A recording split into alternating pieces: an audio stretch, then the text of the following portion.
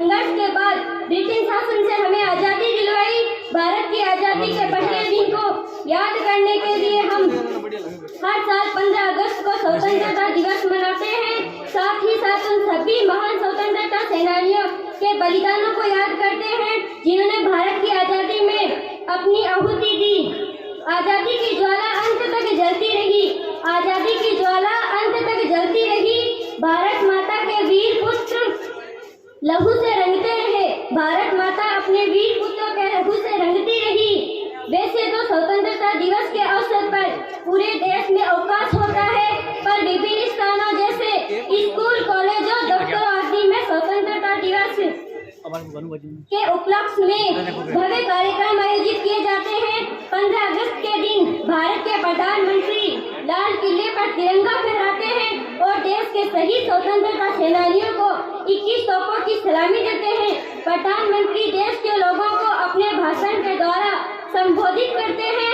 फिर विभिन्न कार्यक्रम प्रस्तुत किए जाते हैं और जानते हैं कि हमारे देश 200 वर्षों तक अंग्रेजों का गुलाम रहा और इस गुलामी की बेड़ियों को तोड़ने के लिए हमारे देश के स्वतंत्रता सेनानियों ने अपना हर संभव प्रयास किया और आवश्यकता पड़ने पर इसके लिए अपनी जान तक कुर्बान कर दी।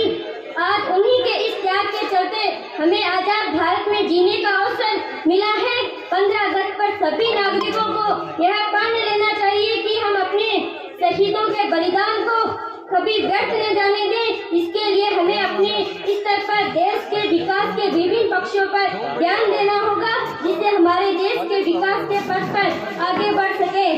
इसके साथ ही हमें अपनी संस्कृति एवं सांस्कृतिक धरोहर को भी बनाए रखना होगा। हमारे देश को अनेकता में एकता के लिए जाना जाता है।